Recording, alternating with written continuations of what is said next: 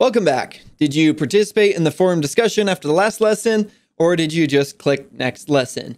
If you didn't participate, go back and do it. Sharing your thoughts will help you and others understand it, and then everyone will get more out of this course.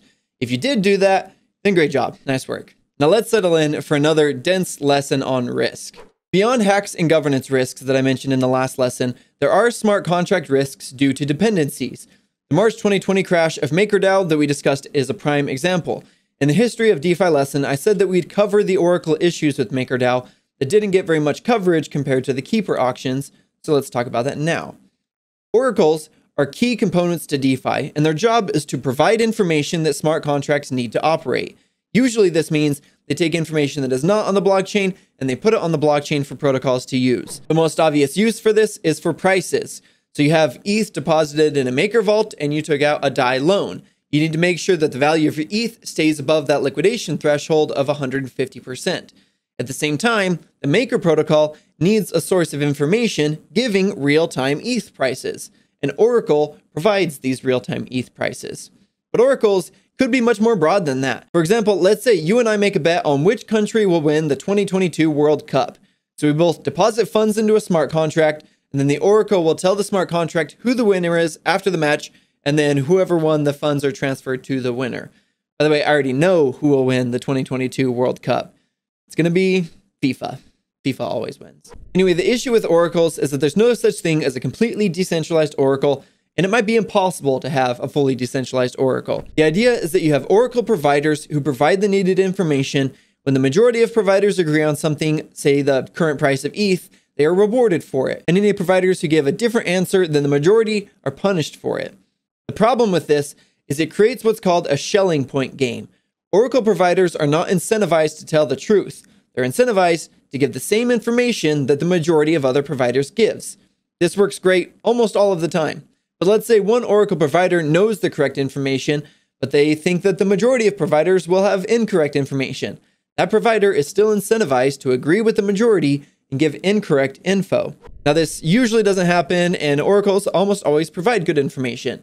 Chainlink, the largest Oracle provider, has an excellent track record, so we'll assume the info coming from the Oracle is good. But even still, oracles do create a risk vector in DeFi. Circling back to MakerDAO, I mentioned that on March 12th, 2020, the software that the Keepers was using wasn't working correctly due to the network congestion, so their liquidations weren't getting through. The same thing was true for the oracles providing prices.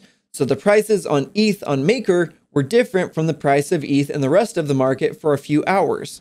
This tweet from the day after perfectly illustrates what I mean. You can see here the price of ETH dipped below $100 to about 88, but the Oracle price didn't dip below $100. This $100 barrier is important because many borrowers planned for this to be their liquidation point, expecting the price of ETH to hold that support line.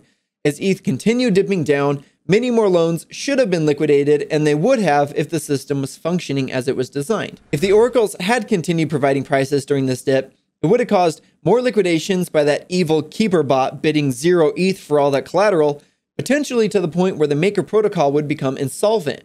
And here's where it's important to consider the risks that come with composability and dependencies among protocols. If Maker had become insolvent, DAI would have fallen below the peg of $1. Now, DAI was used as collateral in other DeFi protocols, so if it broke below the peg, that would have caused liquidations on other protocols like Compound and LendF.me, or DForce as it's now called. If those liquidations would have happened, it would have dropped the price of other tokens, and Black Thursday would have been even worse than it was. And that's if things had happened as they were designed as far as oracles go. But the oracles didn't provide the prices to MakerDAO during that short time when ETH dipped below $100, and so the number of liquidations was lower than it could have been.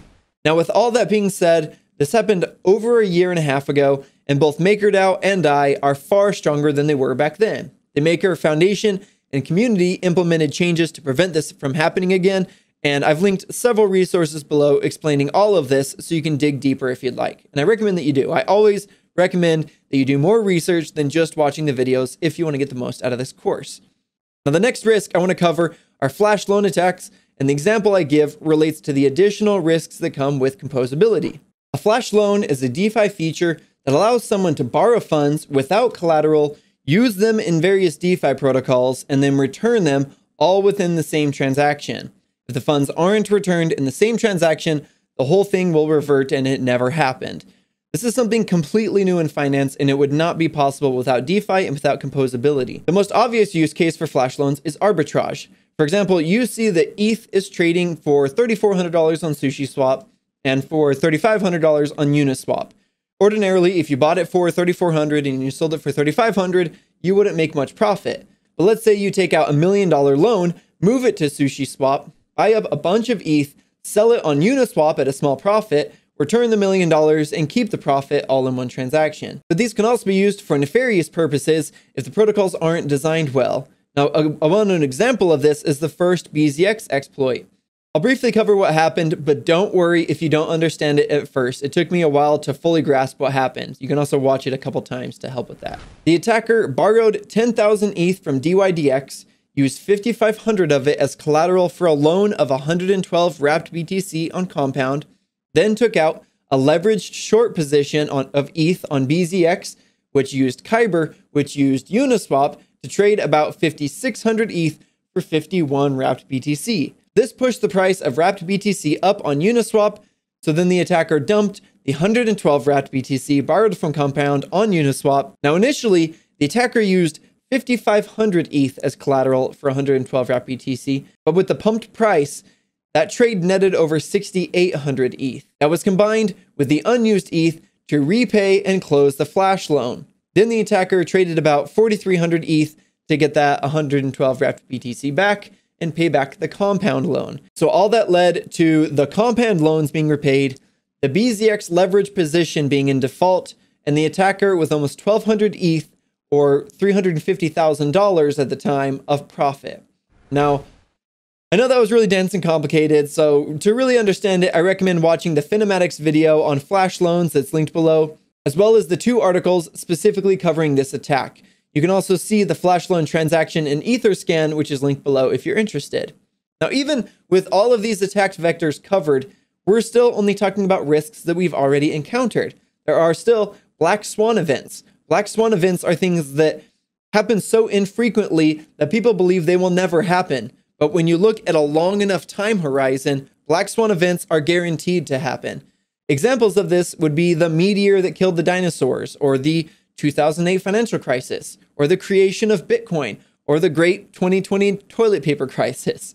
Now, I hope I haven't completely scared you away from DeFi. Obviously, since I have a YouTube channel called DeFi Now, I'm still a strong believer in this. And over time, the hardest protocols will dominate the landscape, overtaking centralized finance and becoming the backbone of the global financial ecosystem. The user experience will become far better than the legacy financial system, and we'll have a much more clear lines of which protocols are safe and which aren't. There will always be new contenders bringing innovations and risks along with them, but that's the nature of an open permissionless system. Now, your task for this lesson is to spend some time and really dig into the links below and from part 1 if you didn't yet. Make a full day out of it so that you really grasp the risks here. Watch these lessons again if you feel like you need to. You'll be far more prepared than 99% of people out there, including those already in crypto, and you'll be a lot less likely to lose funds. Then once you've done that, I'll see you in the next lesson tomorrow after you spent some time understanding risk.